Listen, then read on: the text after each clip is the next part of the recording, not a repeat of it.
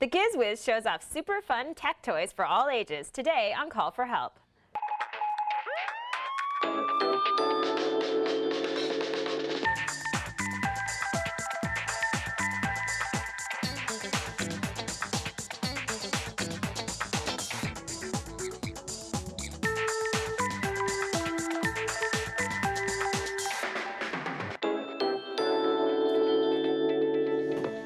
Hello, how are you? Good to see you. Welcome to Call for Help. This is the show where we help you with your technology, whatever it might be. Cell phones, camcorders, PDAs, MP3 players, computers, the internet. We don't care. If it's got a computer, if it's got a chip, we talk about it. This is episode 383. That's 383 hours of goodness that we have spewed forth into the Canadian and Australian airwaves. Ladies and gentlemen, for 372 of those, Amber MacArthur has been here, and I'm glad she has. Hey, Leo. She keeps me honest, keeps me focused, and brings us great stuff like some astronomy stuff today. Yeah, we're going to take a look at Starry Nights Pro, which is some great software that allows you to really explore the galaxies, and it can do a ton of stuff. So we're going to take a look at that and play around with it a little bit. It's really beautiful. It is really beautiful, and it's really fun. It's very distracting, though, I have to warn people. I can't get out of it. You can go in spaceship view. You can do all these neat things. If you like Google Earth for the Earth, this is like that for the stars. But you can go to the galaxy. Yeah, it's great. Mr. Excel's here, Bill Jelen. Got some tips for printing in Excel to make your Excel printouts look a lot better. The default doesn't look so good. We can do better than that. And my favorite GizWiz, Dick DeBartolo, is here with some fun tech toys and gadgets for all, including, I don't know if is the blimp today. We've got a blimp. We've got a brain. We've got all sorts of weird things out in the lobby. This is going to be very interesting. There's a lot of strange things in the hallway. You know, he's telling Dick's here. He's got some weird stuff out there. There is a blimp out there. Yeah, yeah, and a big pulsing brain. I know, but no helium. No helium? Mm-mm. It won't float? Well, there's helium inside, but not the big outside. tank. We don't have the tank, So we can't talk like this? I know, that would Actually, I can talk like this. I don't need helium. I figured out a way to do it all on my own. Let's get the first call, shall we, before I do this anymore? All right, we have Kevin on the line from Torbay, Newfoundland. Hello, Kevin! Hello, Leo and Amber. Hello! Welcome to Call for Help. Amber there, Basil Coward there, camera number one, and you, my friend, are next on Call for Help. What can I do for you? Hey, thanks for taking my call. Well, of course. you know, I got to tell you, I got to confess. Uh-oh. I'm finally a full-fledged Mac user and owner. Well, congratulations. How does it feel? Yeah, I've just recently purchased the 17-inch dual-core iMac, and I'm having a blast just trying to figure everything out, to be honest with you. I mean, between the iLife suite and programs like Final Cut Express, you can certainly make your life much easier. Oh, I mean, there's so much cool stuff on the Mac, I have to say. Oh, I mean, I didn't realize how many cool programs are out there, for the Mac until I did some searching. Yeah, I think one of the reasons people, PC users or Windows users, tend not to want to use the Mac is they think there isn't a lot of good software out there, and actually there is, and the quality is very high. There may be not as many programs as on the PC, but I think in most categories the Mac is very well represented. Yeah, I totally agree. I mean, even their names are really Mac-ish. Like, I mean, for example, Mac the Ripper and Chicken of the VNC, for instance. Two really good programs that we recommend, both free. Hey, I want to show you a tip many people don't know. I didn't know this until it's either Sean or Mike showed me this. You know the remote control that comes with your 17-inch iMac? Yes. You know, you don't want to throw it in a drawer or leave it on the thing. It's magnetized, and you can put it right on the side of the iMac like that, and it'll hold on there like that. How cool is that? Did you know that? I didn't know that. I had to have me. It's just you probably read the manual. You see, that is the advantage. Just a little. What can I do for you today? Yeah, well, my question today is sort of related to the network of the Mac. Yes. I'm in the process of integrating it into my existing Windows network, and I've got to dedicate a file server that's Windows-based and share it out to all my other Windows-based computers. And I've mapped those drives manually on those Windows computers, and normally when I reboot those, the drives map automatically. Right. But on my Mac, I'm able to successfully sort of mount those shared drives, but every time I reboot it, I kind of got to do it manually, so I'm pretty much looking for a way to sort of automate that process. Yes, and it's a great program that's absolutely free called SharePoints. Okay. But I'm going to send you to a site. Mike Bombich wrote this site at Bombich, BOMBICH.com. Yep. He is a really great Apple guy, and he's got exactly what you want, which is auto-mounting SharePoints at startup.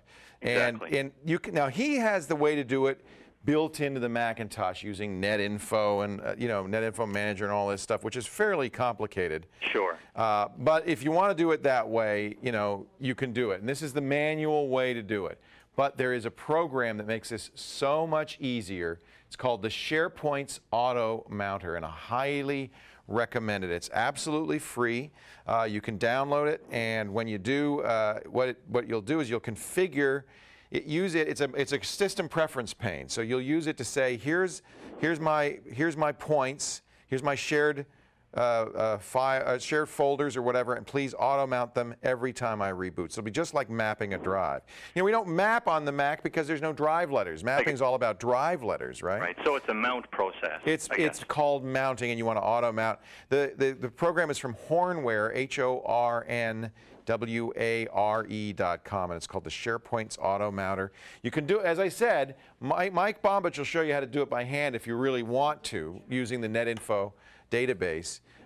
That's the official Apple way, but when you see, if I go back to the site and show you the step-by-step, you'll say, why would anybody? And it's funny because Mike describes this whole thing, and then at the very end he says, or just you can use the application to set up these settings. Right. Now it sets up dynamic mounts, which is one kind of mounts. There are other kinds that you may want to try out, and those are described in more detail in his article. So you could see, you have to create a NetInfo entry, and you have to modify it, and you have to set it up. There's static versus dynamic. Statically mounted SharePoints let's see, show up in the network direct. I don't know. Anyway, you want dynamic. Yes. It'll do that, and it really is very easy. SharePoints is the way to do it. Is that Automator based as well? Do you know? Or no, you know what? It's just an interface, frankly, to the NetInfo database. You could do it in Automator, but don't. You don't need to. Okay. What you're really doing is the same thing you do when you map a drive on Windows, which is you're telling the operating system, this is the drive I want it to mount up automatically and show up on the desktop. And what will happen is great.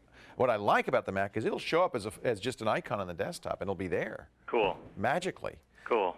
Okay. Yeah. SharePoint's Auto Mounter from Hornware. Sounds good. All right. Sounds good. Hey, enjoy your Mac. Now, let's be fair. What was the hardest point about switching? To be honest, it may have been transferring my Outlook information. That is hard. Yeah, because there's no Outlook on the Mac. It's Entourage, and it is, it's not as obvious as it should be. The other thing I tell Windows users is get a 2-button mouse. Absolutely. Because the right-click works on the Mac, and you don't have to get any special software or anything. You can use any Windows mouse on the Mac, but then you get that right-click. And why Apple doesn't give you a real right-click button? They have kind of a weird right-click button on the Mighty Mouse, but I think just a simple, inexpensive Windows mouse is another great thing to have with any Macintosh. Yeah, sounds good to me. Hey, thank you so much for the call, Kevin. Thank you very much, Leo, and hi to Amber there too. Hi there. Wave at Amber, everybody. Hello. Congratulations on your Mac. Yes, Thanks. She's happy that you switched. Any tips for him that you want to share? I was just going to say that the unofficial Apple weblog, TUAW.com, is one of my favorite places to go to get news about great software, shareware, everything. So you might want to just stay on top of that site. Yeah, cool. I met the guy at Macworld, and it's one of their reporters. It's a really great site. Yeah, they do a good job. TUAW.com. Thank you, Amber. Thank you, Kevin. Are you ready to see the latest tech toys for kids, both young and old? How about a giant blimp in the studio? The GizWiz is here with fun products everyone in your family will want to get their hands on. You stay right here.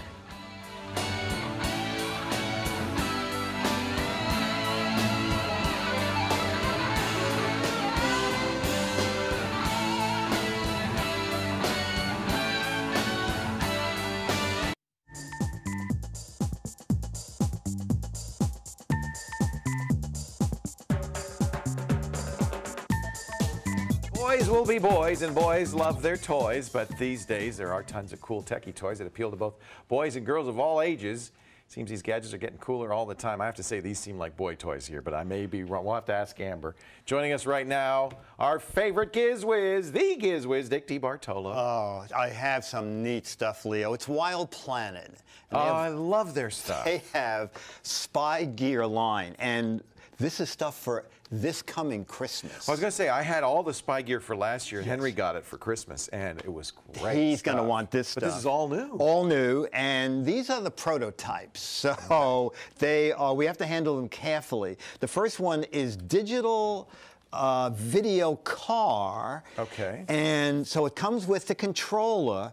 You wear this eyepiece. Actually, we have some B-roll. Oh, you actually can see where the car's going? Yes. Let's run that little bit of B-roll, and I'll show you exactly. Little sister's room and spy Yes, on her? that is exactly what it is. So you drive your little car down the hall. Oh, look at that. And, Leo, the glasses you're wearing is the output of the camera. Oh, that is great. So you drive it into the room. The kids are going to love this. And the fun thing is they said that they made it that you can spy on your little dog. It's neat, isn't it? That's right before the dog ate it. Yeah. So that's what that looks like. That is so cool. That's like cave exploration stuff. Yes, exactly. Wow. That's going to be probably about $120 to $150. Not actually less expensive than I would have thought. It's really good-looking stuff. Is it a good, fast remote control car? Digital you can play with and everything? It runs a little bit on the slow side, but don't forget you're watching video as you're driving. So spy video car. These are spy video glasses, and they have a little digital camera in the side, and you can shoot 18, I think it's 640 by 480 digital pictures. There's a little USB out. Oh, that's neat. So that you can download it, and this you run down the side and put it in your pocket, and shoot little digital. That's pretty nifty. They're so clever. They are so clever. I'm going to look over here. You know what's neat? As technology has advanced, they get more and more advanced because it comes down to the toy level. So we're now seeing stuff. I mean, a digital camera a few years ago, you'd never have it up here. No, not in a remote control car for about $150. And then they have a very little simple guy. It's probably going to be about $20 to $30, and it's a little time registering alarm for your door. Okay, turn it to that camera. So okay. You like to hold. You keep holding it. I'll keep holding it. Okay. You're doing so what this job. is this little guy. The part I'm moving here goes on one side of the door. The alarm goes on the other side. And you'll know when somebody came in. If your kid's sister goes in, it tells you what time they entered the room, or it sounds off an alarm unless you use your little key. Henry's going to want that too. Actually, Abby and Henry are both going to want that, so that here it is. So that's we're going to watch it at work. Okay. The little spy. So he said it. He said it. Now he's and then he can come back and say, "Oh, that unlocks it. Oh, I see. It's a card key system." Yeah, and then he can see when that absolutely. And I forgot about the B-roll. Is it possible to go back and see the little digital spy camera B-roll, or did I already screw it up? So this is shooting the spy cam. Oh, okay. So the little thing you go around, you can eat. It's cute, isn't it? And then I put it on my computer, and I can see everything you did. And then download it. I'll show you. Don't walk by my house again. Ha! It's good. It's for a kid who's practicing to be an old man. Get out of my lawn! So that's Wild Planet. And they'll be in stores in October for Christmas buying. And it's their spy line again. Their spy gear. Spy gear. They've hit on something with that, I think. Oh, I think it's great, too. You know, I was walking by a construction site earlier, and the guy said, the guy with a nail gun said, "Oh, aren't you the Giz Whiz?" This will help hold your hair on. These are really neat. They're called noggin socks, and it's ways to get kids to